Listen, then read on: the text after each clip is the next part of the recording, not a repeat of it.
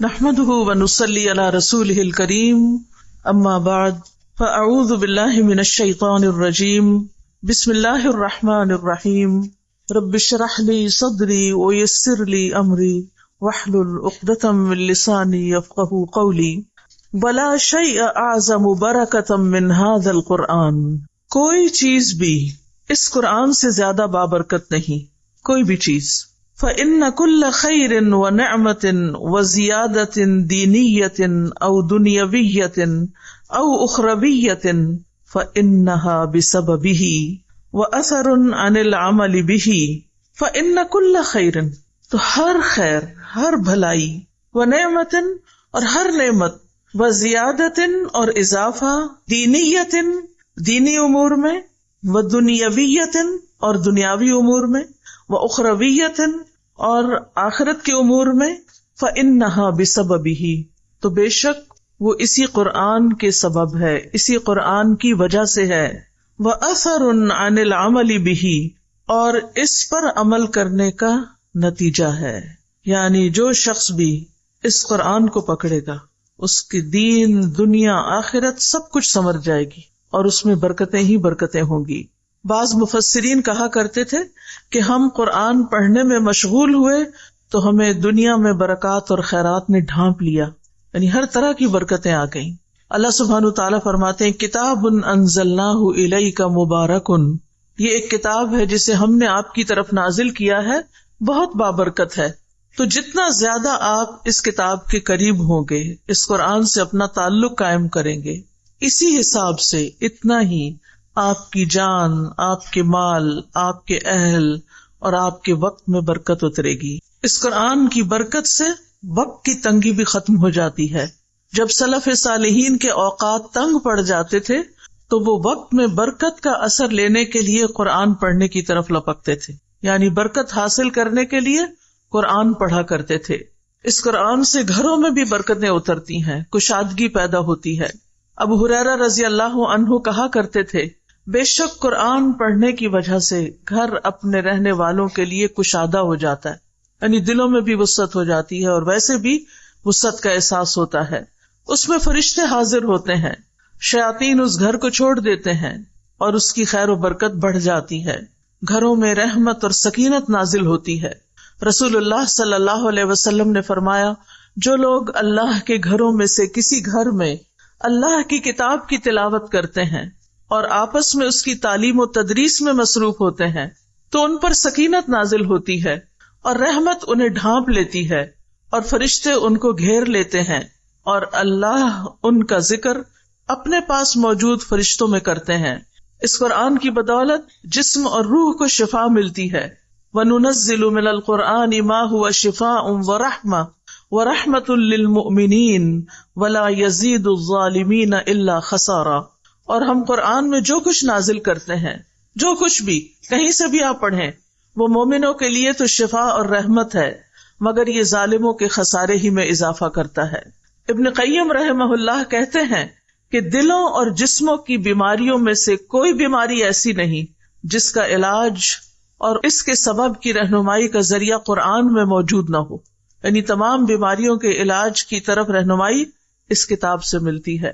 اس کتاب سے دنیا کی پریشانیوں سے نجات ملتی ہے، ارذل العمر سے نجات ملتی ہے.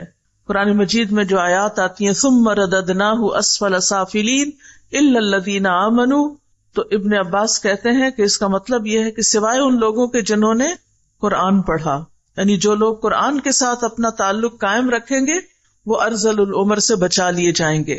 فَإِذَا كَانَ ذِكْرًا مُبَارَكًا، پھر اگر ہے یہ ذکر مبارک، یعنی قرآن ایک مبارک کتاب ہے، وجب تلقیہ بالقبول والانقیاد والتسلیم، تو واجب ہے، لازم ہے اس کو حاصل کرنا، قبول کر کے، اس کی اطاعت کر کے اور اس کی فرما برداری کر کے. یعنی اگر ہم یہ سمجھتے ہیں، ہمارا یہ یقین ہے، ایمان ہے کہ یہ قرآن ایک بابرکت ذکر ہے، تو پھر اس کو قبول کر لینا چاہیے، اس کو حاصل کرنا چاہیے اور اس کے آگے سر جھکا دینا چاہیے. وشکر اللہ علی ہذہ المنحۃ الجلیلۃ، اور اللہ کا شکر ادا کرنا اس جلیل القدر عظیم عطیے پر. منحہ ہوتا ہے عطیہ. والقیام بہا واستخراج برکتہ بتعلم الفاظہ ومعانیہ، اور اس کے ساتھ قیام کر کے یعنی اس کے ساتھ رہ کر، واستخراج برکتہ اور اس کی برکت حاصل کرنا، بتعلم الفاظہ ومعانیہ اس کے الفاظ اور معنی کو سیکھ کر، یعنی اس شاندار عطیے پر اللہ تعالیٰ کا شکر ادا کیا جائے. کس طرح کہ اس کے الفاظ اور اس کے معنی کو سیکھ کر اس کی برکت حاصل کی جائے. تو برکت کیسے حاصل ہوتی ہے؟ صرف لٹکانے سے یا صرف بینر لگانے سے، یا کس طرح حاصل ہوتی؟ بتعلم الفاظہ ومعانیہ اس کے الفاظ اور معنی کو اچھی طرح سیکھ کر. لذالک کان من الواجب اسی لیے یہ واجب ہے، لازم ہے، تعلم الالفاظ والمعانی سیکھنا الفاظ اور معنی کا، والحذر من الوسوسة فی حروفہ اور بچنا، محتاط رہنا کس سے؟ اس کے حروف میں وسوسے کا شکار ہونے سے کہ حروف کی ادائیگی صحیح ہوئی یا نہیں. والقول علی اللہ بلا علم فی معانیہ اور اس کے معنی میں اللہ سبحانہ وتعالی کی ذات سے متعلق بغیر علم کے کوئی بات کرنے سے بھی بچنا چاہیے. وفی شأن الوسوسة فی الحروف یقول ابن العربی المالکی حروف میں وسوسہ کے بارے میں ابن العربی المالکی کہتے ہیں، ان ابلیس حین لم یستطع ان یشغل الناس عن القرآن شغلہم بہ عنہ. ابلیس جب لوگوں کو قرآن میں مشغول ہونے سے نہ روک سکا تو اس نے کیا کیا؟ انہیں مشغول کر دیا اسی کے ساتھ اس سے، یعنی وہ قرآن میں بھی مشغول ہے لیکن پھر بھی قرآن سے دور ہیں. یہ ابلیس کا ایک پھیر ہے. یعنی جب اس نے دیکھا کہ لوگ قرآن سے محبت رکھتے ہیں اور مشغول رہتے ہیں اس میں، تو اس نے ایسا طریقہ نکالا کہ جس سے قرآن میں لوگ مشغول بھی رہیں لیکن پھر بھی اس سے ہٹے رہیں، دور رہیں. ای انہ جعلہم یشتغلون بشیء فیہ لا ینفعہم فی معادہم، یعنی اس نے ان کو اس چیز سے مشغول کر دیا کہ جو ان کی آخرت میں ان کو فائدہ نہیں دیتی. یشغلہم عما ینفعہم فی دینہم وآخرتہم، وہ انہیں مشغول کرتا ہے اس سے، یعنی قرآن کے ذریعے، قرآن ہی سے، ان کے دین اور آخرت سے، یعنی جو چیزیں ان کے دین اور آخرت میں فائدہ نہیں دیتی اس میں اس نے ان کو قرآن ہی کے ذریعے مشغول کر دیا. اس کی آگے وضاحت مزید ہوگی. قال ابن تیمیہ رحمہ اللہ، ابن تیمیہ رحمۃ اللہ علیہ کہتے ہیں، ولا یجعل ہمتہ اور نہ وہ لگائے اپنی ہمت کو، اپنی طاقت کو، فیما اس میں جو حجب بھی اکثر الناس روکا گیا اس کے ساتھ اکثر لوگوں کو، من العلوم ان حقائق القرآن قرآن کے حقائق کے علوم کے بارے میں، یعنی حقائق سے مراد قرآن کے اسرار اور رموز، اس میں جو حکمت کی باتیں ہیں. اما بالوسوسۃ یعنی یا تو وسوسے کے ساتھ، وسوسے میں ڈال کے، فی خروج حروف ہی اس کے حروف کے مخارج کے معاملے میں، و ترقیقہا اور ان کو باریک پڑھنے کے، و تفخیمہا اور ان کو موٹا پڑھنے کے، و امالتہا اور ان کے امالہ کرنے میں، و نطق بالمد الطویل والقصیر والمتوسط اور مد طویل اور قصیر اور متوسط کی ادائیگی میں. یعنی ان چیزوں میں اس قدر الجھا دیا کہ لوگ قرآن کی اصل معنی، مفہوم، اس کے اندر تدبر اور غور و فکر سے تو دوری ہو گئے، اس کے اسرار اور رموز تو بھول ہی گئے. فَإِنَّ هَذَا حَائِلٌ لِلْقُلُوبِ تو بے شک یہ دلوں کے لیے رکاوٹ ہے، یعنی قرآن کے دل تک پہنچنے میں رکاوٹ ہے.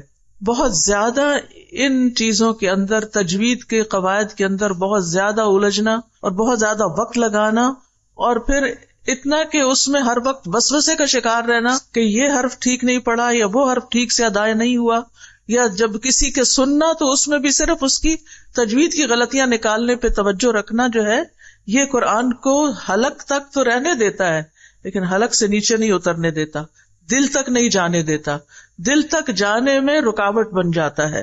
یعنی اس کا یہ مطلب نہیں کہ تجوید سیکھنی نہیں چاہیے، سیکھنی چاہیے، حد الوسع صحیح ادائیگی ہونی چاہیے، لیکن وہ صرف ایک ذریعہ ہے اس کے حقائق اور رموز اور اسرار تک پہنچنے کا، نہ کہ انسان وہیں پر ہی رک جائے.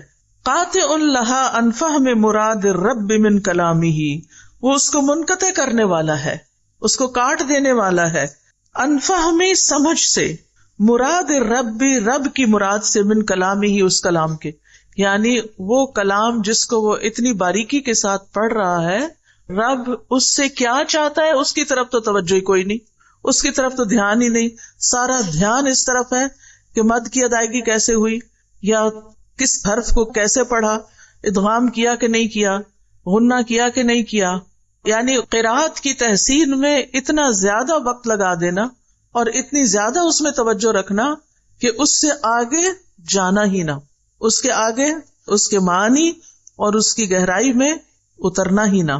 تو یہ چیز بھی شیطان کا ایک طریقہ ہے کہ لوگوں کو قرآن میں ہی مشغول رکھے، لیکن قرآن کے مفہوم، رب کا جو مقصود و مطلوب ہے انسان سے، اس تک پہنچنے ہی نہ دے، اس تک جانے ہی نہ دے.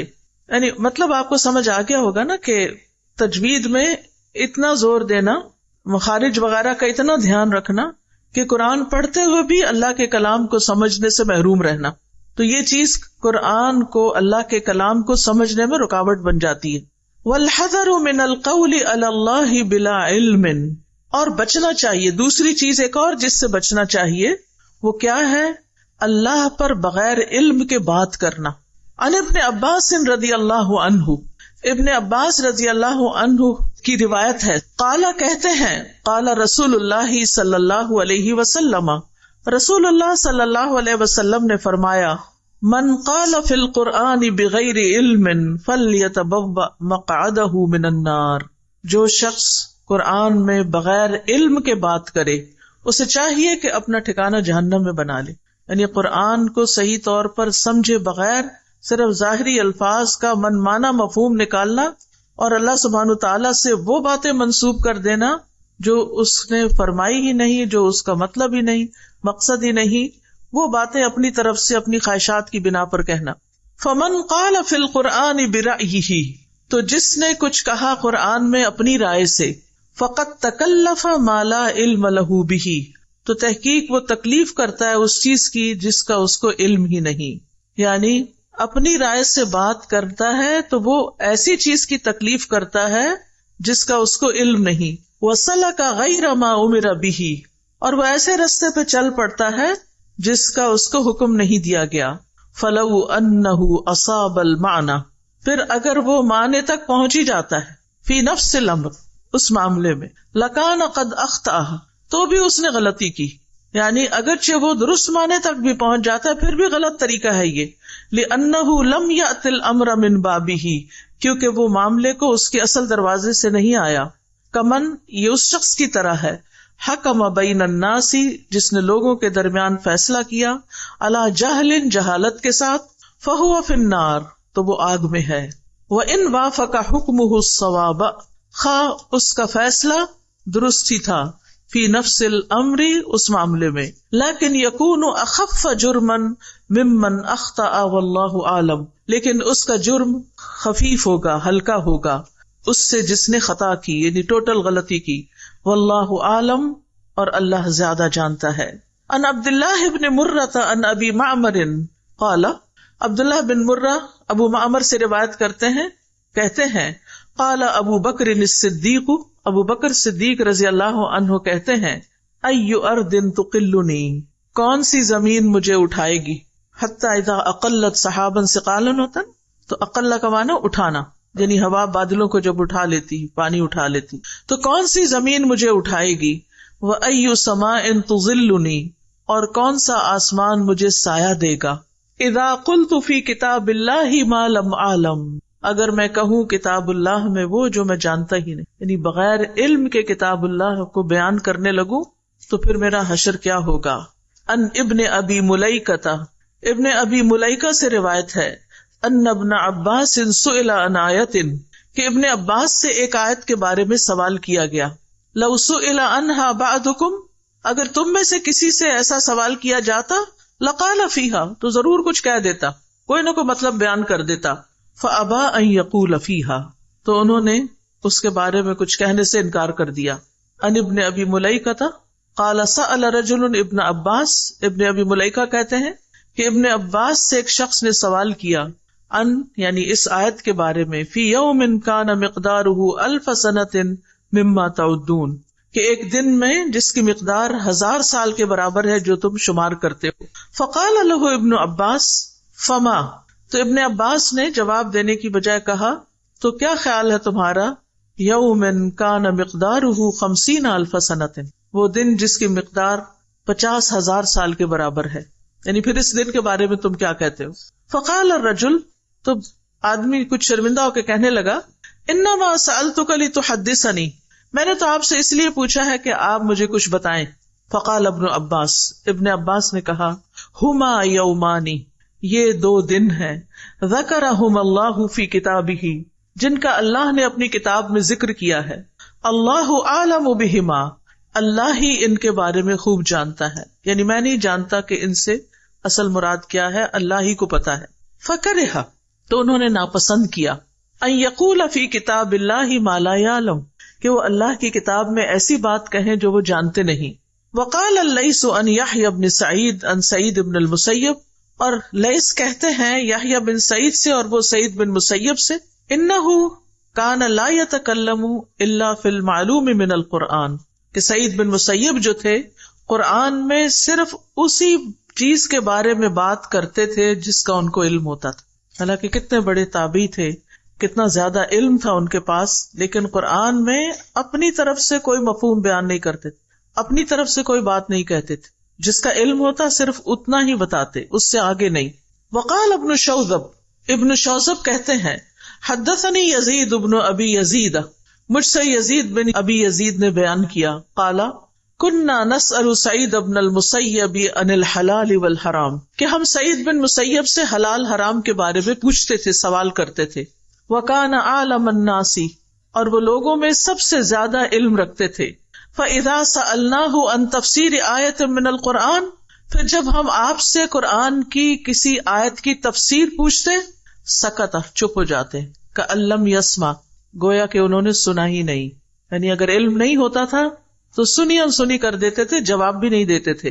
فهذه الآثار الصحیحۃ، تو یہ صحیح آثار، روایات، وما شاک لہا، اور جو ان سے ملتی جلتی ہیں، عن ائمۃ السلف، ائمہ السلف سے، محمولۃ علی تحرجہم عن الکلام فی التفسیر بما لا علم لہم بہ، یہ اس بات پر محمول ہے، یعنی ان کو اس بات پر محمول کیا جائے گا، سمجھا جائے گا کہ سلف صالح جو تھے وہ تفسیر کے بارے میں کلام کرنے میں گناہ محسوس کرتے تھے جس کا ان کو علم نہیں ہوتا تھا، یعنی وہ حرج محسوس کرتے تھے، گناہ سمجھتے تھے کہ جس مسئلے کا علم نہیں اس کے بارے میں کوئی بات کی جائے. فَأَمَّا مَن تَكَلَّمَ بِمَا يَعْلَمُ مِن ذَلِكَ، تو جو بھی کلام کرتا اس چیز کے ساتھ جس کو وہ جانتا ہوتا تھا اس میں سے، لغتاً و شرعاً، لغت کے اعتبار سے اور شریعت کے اعتبار سے، فلا حرج علیہ، تو اس پر کوئی حرج نہ تھا، یعنی اس شخص پر کوئی الزام نہیں، کوئی حرج نہیں، کوئی گناہ نہیں.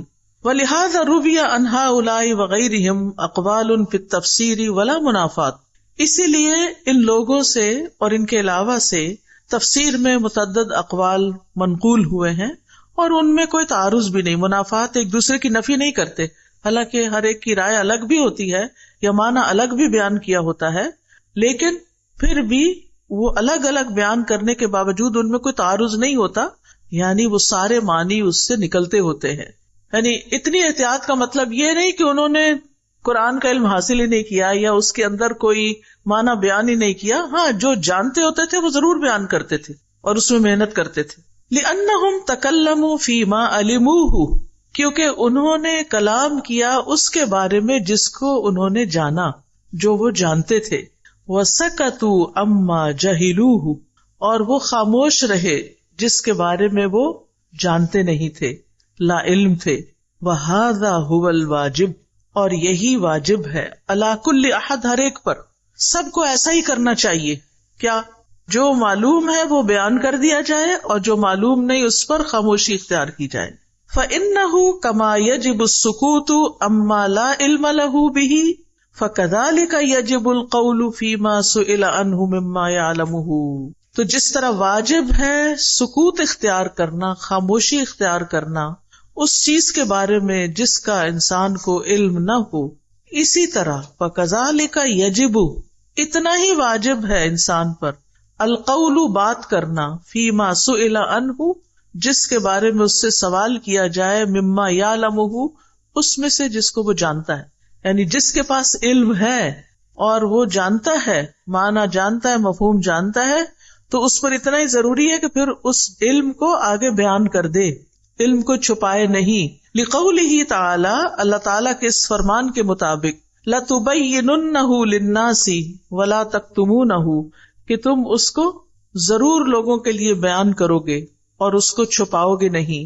وَلِمَا جَاءَ فِي الْحَدِيثِ الْمَرْوِيِّ مِن طُرُقٍ اور جیسا کہ ایک حدیث میں جو کئی طریقوں سے کئی سندوں کے ساتھ روایت ہوئی ہے اس میں بیان کیا گیا ہے، من سئل عن علم فکتمہ الجم یوم القیامت بلجام من نار جس سے کوئی سوال کیا گیا کسی علم کے بارے میں، یعنی جس کو وہ جانتا تھا، پھر اس نے اس کو چھپا دیا، بتایا نہیں، تو اسے قیامت کے دن آگ کی لگام ڈالی جائے گی۔ تو علم کو بیان کرنا بھی ضروری ہے، لیکن علم کو علم کے ساتھ، جہالت کے ساتھ نہیں، لا علمی کے ساتھ نہیں۔ تو کیا بات سمجھ میں آئی؟ 2-3 باتیں ہیں اہم۔ سب سے بڑی بات تو یہ کہ قرآن جیسی کوئی چیز نہیں جس میں برکت ہو یا جس سے برکت حاصل کی جائے، یعنی آپ اگر اپنی زندگی میں برکت چاہتے ہیں تو اس سے بڑا کوئی ذریعہ نہیں کہ آپ قرآن کے ساتھ جڑ جائیں، قرآن سے اپنا تعلق قائم رکھیں۔ زندگی میں، مال میں، جان میں، اولاد میں، صحت میں، کسی بھی چیز میں برکت چاہیے قرآن ہی سے حاصل کریں۔ وقت میں برکت حتیٰ کہ چاہیے تو قرآن کے ساتھ تعلق میں اضافہ کر لیں۔ بہت سے لوگ اس کے گواہ ہوں گے کہ کئی گھنٹے دن میں قرآن کا سبق لینے، یاد کرنے، سنانے، امتحان دینے کے باوجود گھروں کے سارے کام چلتے رہے، اور وہی ہم تھے کہ سارا دن بھی گھر میں لگا کے کام ختم نہیں ہوتا تھا۔ تو یہ کیا ہے؟ یہ برکت ہے۔ برکت کیسے حاصل کی جاتی ہے؟ صرف گھر میں قرآن کا نسخہ رکھ کے نہیں، صرف گلے میں لٹکا کے نہیں، صرف دیوار پہ لٹکا کے نہیں۔ قرآن سے برکت حاصل کی جاتی ہے کس سے؟ بتعلم الفاظہ و معانیہ، اس کو صحیح پڑھ کے اور اس کے معنی جان کے، یعنی اس کی تلاوت سے اور اس کے فہم سے، ٹھیک ہے؟ لیکن تلاوت اور فہم میں 2 چیزوں سے محتاط رہنا چاہیے۔ نمبر 1، تلاوت کرتے ہوئے حروف کی ادائیگی میں اتنا نہ کھو جائیں کہ فہم بالکل محو ہو جائے، صرف الفاظ پڑھنے پر ہی سارا زور ہو۔ اور معنی کے متعلق کس چیز سے بچنا ضروری ہے؟ کہ بغیر علم کے کچھ بیان نہیں کرنا، اچھی طرح جاننا ہے، سمجھنا ہے، اور جو کچھ علماء نے کہا ہے اس کو آگے بے شک روایت کر دیں، اس معنی کو آگے بھی بیان کر دیں جو تفاسیر میں لکھا ہوا ہے، جو صحیح منقول ہے، اور جو صحیح معنی قرآن کے ملتے ہیں ان کو آگے بیان کر دیا جائے تو اس میں کوئی حرج نہیں۔ اور پھر جہاں بغیر علم کے بات کرنا منع ہے وہاں علم کو چھپانا بھی منع ہے۔ تو یہ ہے خلاصہ ساری بات کا، سمجھ آ گئی؟ ایک اور چیز جس سے بچنا ضروری ہے، وَمِمَّا يَحْذَرُ أَيْضًا، اور جس چیز سے بچنا ضروری ہے وہ ہے العجلۃ، جلد بازی، جلدی کرنا۔ اور مزید جس چیز سے بچنا چاہیے وہ جلد بازی کرنا ہے۔ اذا وفق المؤمن، جب توفیق دے دی جائے مومن کو، للاجتہاد، کوشش کرنے کی، فی تدبر القرآن، قرآن کے تدبر میں، یعنی قرآن کے تدبر میں محنت کی، کوشش کی، اگر اسے توفیق مل گئی تو پھر جلدی نہ مچائے کہ جلدی سب کچھ حاصل ہو جائے۔ فعلیہ بعدم العجلہ، تو اس پر لازم ہے کہ جلد بازی نہ کرے، یعنی اگر اسے قرآن میں غور و فکر کی توفیق مل رہی ہے، وہ اس کو سمجھنے میں لگا ہوا ہے، تو جلد بازی سے بچے۔ ورقے نہ گنتا رہے کہ کب ختم ہوگا، کورس کب ختم ہوگا، 1 ہفتہ تو یہاں لگ گیا، اس کا مطلب 1 ہفتہ اور ڈیلے ہو جائے گا کورس۔ یہ پریشانی اکثر لوگوں کو ہوئی ہوگی کہ اب ہمارا کورس وقت مقرر پہ ختم ہونے والا نہیں، کیونکہ اتنے سارے لیسن تو چلے گئے، لیکن یہ نہیں سوچتے کہ یہ بھی اس کو پڑھنے ہی میں مددگار ہے جو کچھ ہم یہاں پڑھ رہے ہیں۔ فعلیہ بعدم العجلہ، تو قرآن پڑھنے میں جلد بازی سے بچنا چاہیے۔ عامر بن شرحبیل شعبی سے روایت کرتے ہیں، وہ کہتے ہیں کہ عبداللہ بن مسعود نے کہا، قرآن کو ایسے تیز تیز نہ پڑھو جیسے اشعار پڑھے جاتے ہیں، اور اسے ایسے نہ بکھیرو جیسے کہ گھٹیا کھجوریں بکھیری جاتی ہیں، بلکہ اس کے عجائبات کے پاس رک جاؤ اور اس کے ساتھ دلوں کو تحریک دو، یعنی جوش دلاؤ، جذبہ پیدا کرو۔ ابن مسعود کہتے ہیں کہ ہم میں سے جب کوئی آدمی 10 آیات سیکھ لیتا تو اس سے آگے نہ بڑھتا یہاں تک کہ ان کے معنی کو معلوم کر لیتا اور اس پر عمل کرنا بھی سیکھ لیتا. ابن عمر کہتے ہیں کہ اس امت کے شروع میں نبی صلی اللہ علیہ وسلم کے اصحاب میں سے جو اہل علم و فضل تھے وہ قرآن میں سے ایک سورت یا اس طرح کی کوئی مقدار حفظ کرتے تھے. ان کو قرآن پر عمل کرنا عطا کیا گیا تھا، یعنی بہت زیادہ نہیں پڑھتے تھے، جو پڑھتے تھے اس پر عمل بھی کرتے تھے. جو اس امت کے آخر میں لوگ ہوں گے انہیں قرآن دیا جائے گا یہاں تک کہ بچوں اور نابیناؤں کو بھی حفظ ہوگا، لیکن ان کو اس پر عمل کرنے کی توفیق نہ دی جائے گی. اس سے ڈرنے کی ضرورت ہے کہ ایسا نہ ہو کہ ہم حفظ بھی کر لیں اور ہم سمجھ بھی جائیں لیکن عمل سے پھر ویسے کورے کے کورے سب کچھ پڑھ کے وہیں کھڑے جہاں سے شروع ہوئے تھے. صحابہ کرام جو تھے علم اور عمل بیک وقت سیکھتے تھے. جب وہ 10 آیات سیکھ لیتے تو اگلی 10 آیات سیکھنے کے لیے آگے نہ بڑھتے یہاں تک کہ ان آیات میں جو عمل ہوتا وہ بھی سیکھ لیتے. انہوں نے کہا کہ ہم نے علم اور عمل دونوں کو بیک وقت سیکھا ہے، ساتھ ساتھ سیکھا ہے. حسن بصری کہتے ہیں اللہ کی قسم تدبر یہ نہیں کہ اس کے حروف کی حفاظت تو کی جائے اور اس کی حدود یعنی معنی کو ضائع کر دیا جائے، یعنی پڑھتے ہوئے معنی کا لحاظ ہی نہ رکھا جائے یا پڑھ کے پھر اس پر عمل ہی نہ کیا جائے. یہاں تک کہ ان میں سے ایک کہتا ہے میں نے سارا قرآن پڑھ لیا، حالانکہ قرآن کا کوئی اثر نہ اس کے اخلاق میں دکھائی دیتا ہے نہ عمل میں دکھائی دیتا ہے. لگتا ہی نہیں کہ اس کے پاس سے بھی قرآن گزرا، کچھ بھی تبدیلی نہ آئی. یحییٰ بن سعید کہتے ہیں کہ عبداللہ بن مسعود نے ایک انسان سے کہا تم یقیناً ایسے زمانے میں ہو کہ اس میں علماء زیادہ اور قاری کم ہے. اس زمانے میں قرآن کی حدود کی حفاظت کی جاتی ہے اور اس کے حروف کو ضائع کر دیا جاتا ہے، یعنی حروف کو زیادہ تکلف سے ادا نہیں کیا جاتا بلکہ تدبر پہ زیادہ زور دیا جاتا ہے. مانگنے والے کم ہیں، دینے والے زیادہ ہیں. اس زمانے کے لوگ نماز لمبی کرتے ہیں، خطبہ چھوٹا کرتے ہیں. وہ اپنی خواہشات سے پہلے عمل کو ظاہر کرتے ہیں. اور عنقریب لوگوں پر ایک ایسا زمانہ آئے گا اس میں علماء کم اور قاری حضرات زیادہ ہوں گے. اس زمانے میں قرآن کے حروف کی حفاظت کی جائے گی لیکن اس کی حدود کو ضائع کر دیا جائے گا. مانگنے والے زیادہ ہوں گے، دینے والے کم ہوں گے. اس میں لوگ خطبہ لمبا کریں گے، نماز چھوٹی کر دیں گے. اور اس زمانے میں لوگ اپنے عمل سے پہلے اپنی خواہشات کو ظاہر کریں گے. تو کس چیز سے بچنا چاہیے؟ جلد بازی سے بچنا چاہیے. وَمِمَّا يَدُلُّ عَلَى ذَلِكَ، اور اس پر جو چیز دلالت کرتی ہے، ما يُرْوَى عن ابن عباس، جو ابن عباس سے روایت کی جاتی ہے. قال، وہ کہتے ہیں قدم علی عمر رجل، عمر رضی اللہ عنہ کے پاس ایک شخص آیا. فجعل عمر يسألہ عن الناس، تو عمر رضی اللہ عنہ اس سے لوگوں کے بارے میں پوچھنے لگے، لوگوں کے حالات کے بارے میں معلوم کرنے لگے.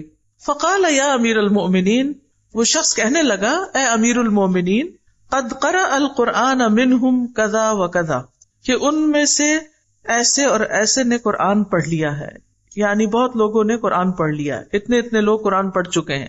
فقلت واللہ ما احب ان یسارعوا یومہم ھذا فی القرآن ھذہ المسارعہ. فقلت، تو میں نے کہا، کس نے کہا؟ ابن عباس کہتے ہیں میں نے کہا واللہ، اللہ کی قسم، ما احب، میں پسند نہیں کرتا، یومہم ھذا، ان کے اس دن میں، فی القرآن، قرآن کے بارے میں، ھذہ المسارعہ، یہ جلدی، یعنی میں نہیں پسند کرتا کہ لوگ اس زمانے میں قرآن کو اتنا جلدی پڑھیں. قال، وہ کہتے ہیں فزبرنی عمر، تو عمر رضی اللہ عنہ نے مجھے ڈانٹا کہ تم کیوں بیچ میں کمنٹ کر رہے ہو. ثم قال مہ، پھر کہا رکو، ٹھہرو. تو ابن عباس کو یہ بات اچھی نہ لگی، ایک طرح سے ڈانٹ پڑی. فانطلقت الی منزلی، تو وہ کہتے ہیں میں اپنے گھر چلا گیا. مکتئبا حزینا، ڈپریسڈ، غمگین. مکتئب ہوتا ہے ڈیجیکٹڈ، ڈپریسڈ. فقلت، تو میں نے کہا قد كنت نزلت من هذا بمنزلۃ، کہ میں نے ان کے ہاں ایک مقام حاصل کیا تھا، یعنی میں عمر رضی اللہ عنہ کی نگاہ میں ایک مقام رکھتا تھا.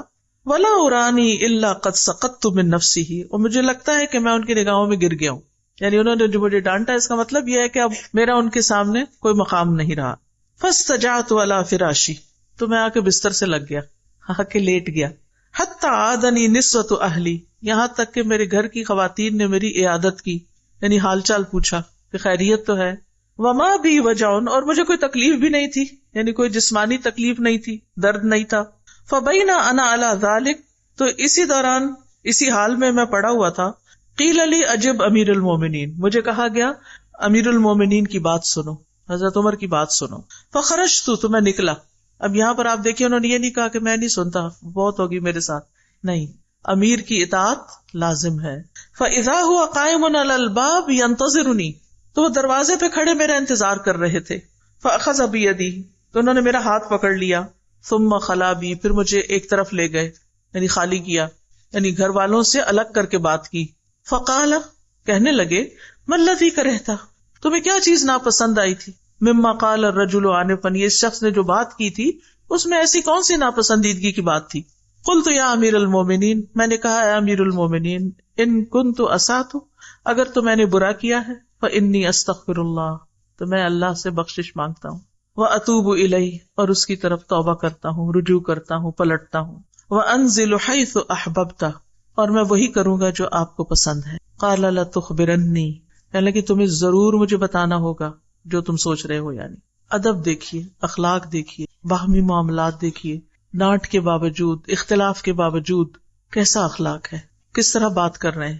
ہمارے ہاں تو کمیونیکیشن ہی چھوڑ دی جاتی، تو میں تو آج کے بعد اس کی شکل نہیں دیکھوں گا، میں تو اس کی مجلس میں نہیں جاؤں گا. چھوٹی چھوٹی باتوں پہ ہم ناراض ہو کے بیٹھ جاتے ہیں. اور یہاں پر آپ دیکھیے اس شخص کے سامنے ان کو ڈانٹ پڑی تھی اور وہ گھر بھی آ گئے اور وہ بہت رنجیدہ بھی تھے، لیکن جو ہی حضرت عمر آئے فوراً اٹھے، بات کی، اور بات شروع کرنے سے پہلے کہا کہ اگر میری غلطی تھی تو میں توبہ کرتا ہوں، اللہ سے معافی مانگتا ہوں. قلت، پھر بتاتے ہیں کہ میں کیا سمجھتا ہوں. متی ما یسارع هذه المسارعۃ یحتق، جب وہ جلدی کریں گے، ایسی جلدی تو وہ حق پر ہونے کا دعویٰ کریں گے، یعنی کہ میں نے زیادہ قرآن پڑھ لیا ہے، میں زیادہ جانتا ہوں، میرا نقطہ نظر زیادہ صحیح ہے. ومتی ما یحتق یختصم، اور جب وہ حق پہ ہونے کا دعویٰ کریں گے تو جھگڑا کریں گے، پھر ایک دوسرے سے بحث مباحثہ کریں گے. ومتی ما اختصموا یختلفوا، اور جب وہ جھگڑیں گے تو پھر اختلاف کریں گے. ومتی ما یختلفوا یقتتلوا، اور جب وہ اختلاف کریں گے تو باہم قتل و غارت شروع کر دیں گے. قال للہ ابوک، تو یہ ایک محاورہ ہے. عمر رضی اللہ عنہ کہنے لگے اللہ تمہارے والد کا بھلا کرے. لقد كنت اکتمها الناس حتى جئت بها، کہ یہ بات تو میں لوگوں سے چھپا رہا تھا یہاں تک کہ تم اسے لے آئے. یعنی جن کو اللہ نے علم، حکمت اور بصیرت دے رکھی ہوتی تو ان کی پھر سوچ بھی ایک جیسی ہو جاتی کہ میں بھی یہی سوچتا تھا جو اللہ نے تم سے کہلوا دیا، یعنی بات تم نے ٹھیک کی. وَلَقَدْ وَقَعَ فِي الْأُمَّةِ أَثَرُ الْعَجَلَةِ، اور امت میں عجلہ یا جلد بازی کا اثر نظر آ گیا، واقع ہو گیا. فخرجت الخوارج، خوارج کا ظہور ہو گیا. الذین یقرؤون القرآن، جو قرآن پڑھتے ہیں، ولکنہ لا یجاوز تراقیہم، لیکن قرآن ان کی ہنسلی کی ہڈی سے نیچے نہیں اترتا، حلق سے نیچے نہیں اترتا، بس صرف پڑھے چلے جاتے ہیں. یعنی لوگ جب جلدی جلدی قرآن مکمل کرتے ہیں تو اسے صحیح طرح نہیں سمجھتے، اس طرح وہ آیات کی غلط تعویل کرتے ہیں یا غلط مطالب کی طرف لے جاتے ہیں. مثلاً یہ کہنا کہ قرآن میں کہاں لکھا ہے شراب حرام ہے، حرام کا لفظ تو نہیں آیا. یا آپ نے کئی لوگوں کو کہتے سنا ہوگا، بہت سے لوگ قرآن کا خالی ترجمہ پڑھ لیتے ہیں، یعنی اردو یا انگریزی میں ریڈنگ کر لیتے ہیں، شراب کی آیتوں کے ترجمے پڑھ لیتے ہیں، پھر کہتے ہیں کہ اس میں حرام کا لفظ کوئی نہیں لکھا ہوا. تو اس طرح وہ قرآن مجید کے احکام کا پوری طرح احاطہ نہیں کرتے، اس کو غور سے سمجھتے نہیں. تو خوارج کا بھی یہی معاملہ تھا کہ وہ جلد بازی کر رہے تھے اور آیات کو ان کے اصل مقام اور محل سے ہٹا کے دوسری جگہ پر لگا رہے تھے. جیسے انہوں نے اس آیت کے ساتھ کیا، ان الحکم الا للہ، کہ حکم، فیصلہ کی قوت صرف اللہ کے پاس ہے، تو وہ کسی اور کو حکم ماننے کو تیار نہیں تھے. تو یہ ان کا من مانا مطلب تھا اس آیت کا. رسول اللہ کے آزاد کردہ غلام عبید اللہ بن ابی رافع سے روایت ہے کہ حروریہ کے خروج کے وقت وہ علی بن ابی طالب رضی اللہ عنہ کے ساتھ تھے. خوارج نے کہا لا حکم الا للہ، اللہ کے سوا کسی کا حکم نہیں. علی رضی اللہ عنہ نے فرمایا کلمۃ حق ارید بہا باطل، یہ ایک حق کلمہ ہے، صحیح بات ہے کہ اصل فیصلے کا اختیار اللہ ہی کے پاس ہے، لیکن اس سے جو مطلب نکالا گیا وہ باطل ہے، وہ غلط ہے، اس سے باطل کا ارادہ کیا گیا ہے. بے شک رسول اللہ صلی اللہ علیہ وسلم نے کچھ لوگوں کی صفت بیان کی تھی، میں ان لوگوں کی نشانیاں پہچان رہا ہوں. یہ زبان سے تو حق کہتے ہیں مگر وہ زبان سے تجاوز نہیں کرتا، اور حلق کی طرف اشارہ فرمایا، یعنی کہ یہ قرآن صرف اوپر تک پڑھتے ہیں، سمجھ کے نہیں پڑھتے، ان کے دل تک نہیں جاتا، اور اس وجہ سے یہ آیات کے مفہوم بدل کر کچھ سے کچھ کر دیتے ہیں اور پھر اپنے آپ کو حق پر بھی سمجھتے ہیں. اللہ کی مخلوق میں سب سے زیادہ مبغوض اللہ کے ہاں یہی ہے. تو اس لیے یہ انتہائی خطرے کی بات ہے کہ کوئی شخص صرف قرآن کا ترجمہ پڑھ کے یا صرف عربی زبان کے ذریعے اس کی تفسیر کرنا شروع کر دے اور اس سے منمانے مطلب نکالے.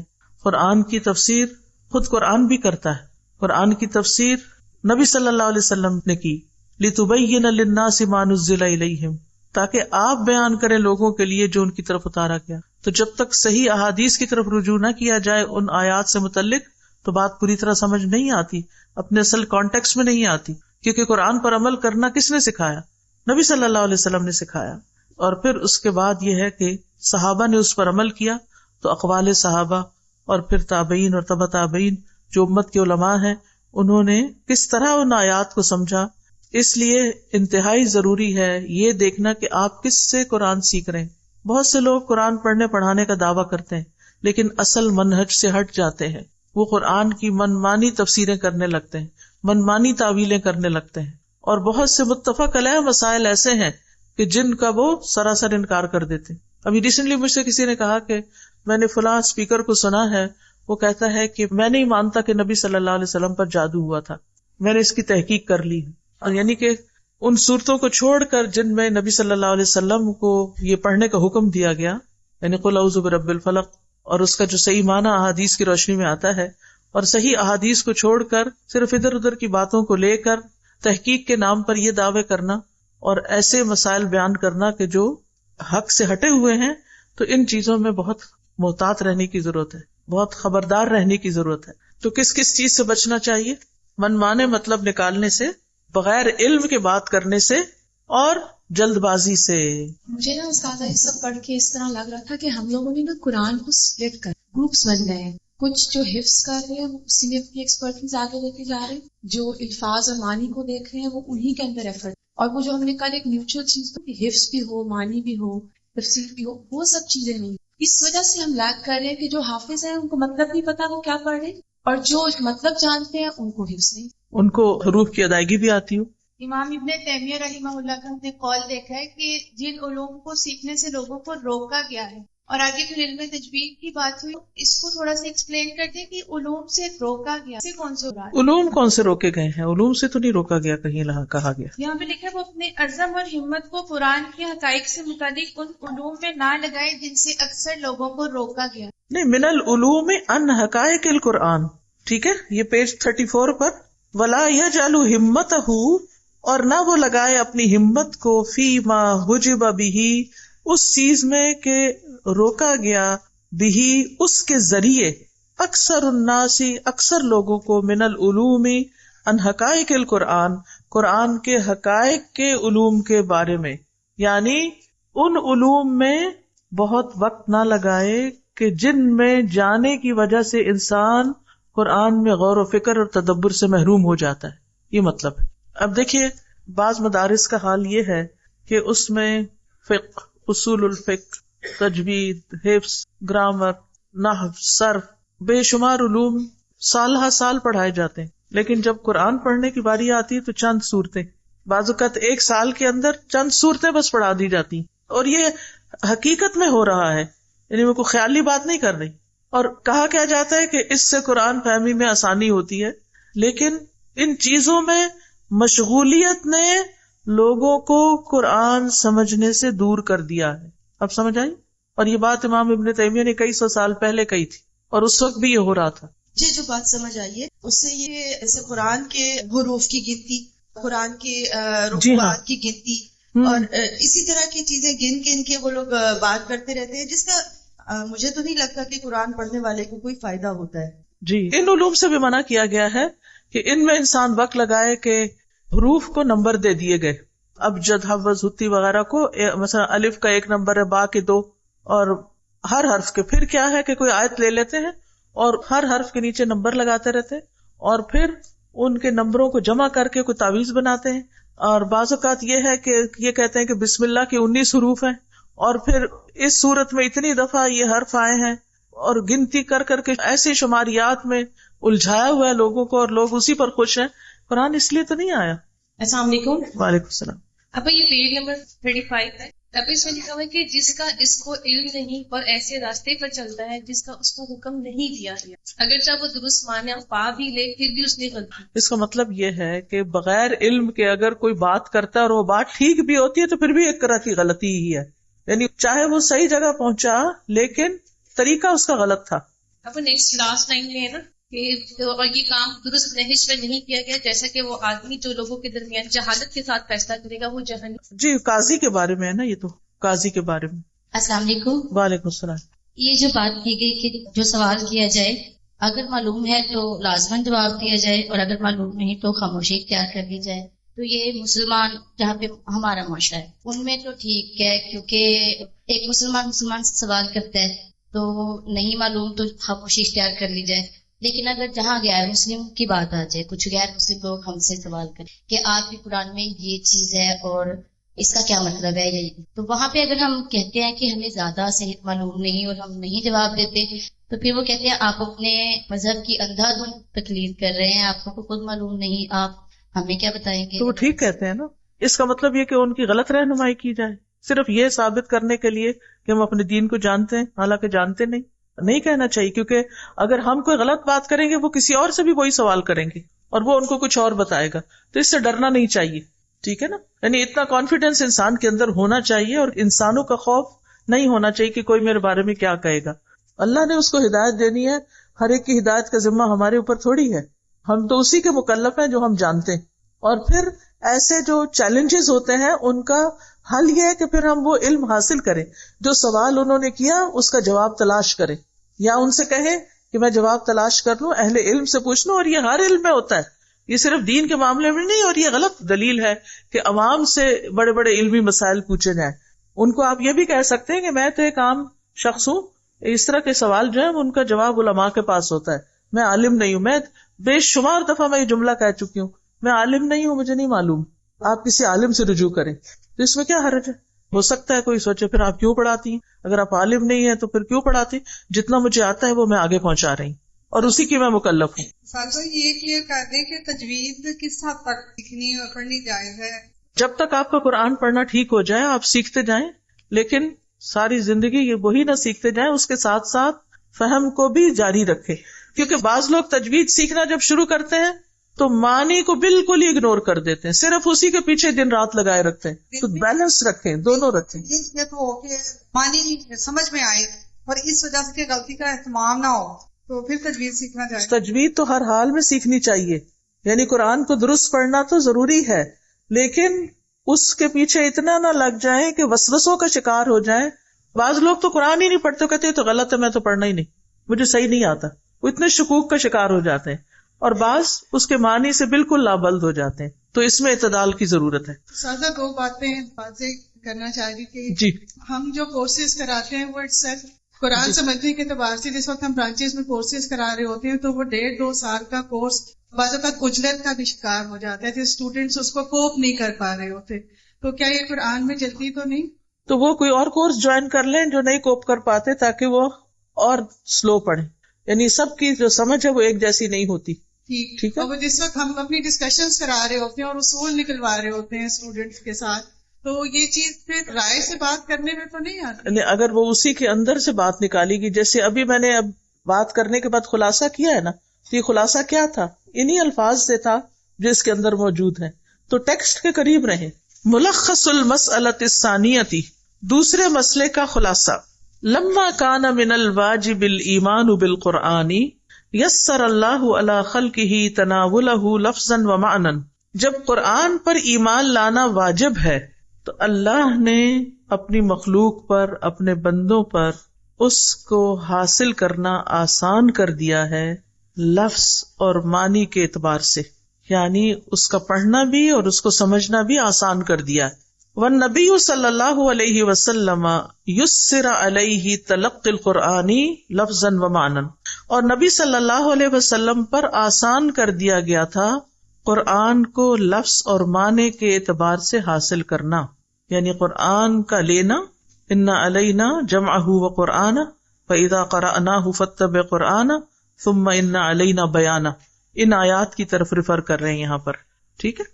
الواجب علینا، ہم پر کیا لازم ہے؟ العنایۃ بالقرآن لفظا و معنی، قرآن کے ساتھ اہتمام کرنا لفظی اعتبار سے بھی اور معنوی اعتبار سے، قرآن کے الفاظ اور معنی کے ساتھ یعنی ان کو صحیح پڑھنے سمجھنے کا اہتمام کرنا۔ نمبر 2، والحذر من الوسوسۃ فی حروفہ، بچنا اس کے حروف میں وسوسوں کے شکار ہونے سے، والقول علی اللہ بلا علم فی معانیہ، اور اس کے معنی میں بغیر علم کے اللہ پر کوئی بات کرنے سے بھی بچنا چاہیے، والعجلۃ فی تلاوتہ وتدبرہ، اور اس کی تلاوت اور تدبر میں جلد بازی سے بچنا چاہیے۔ ٹھیک۔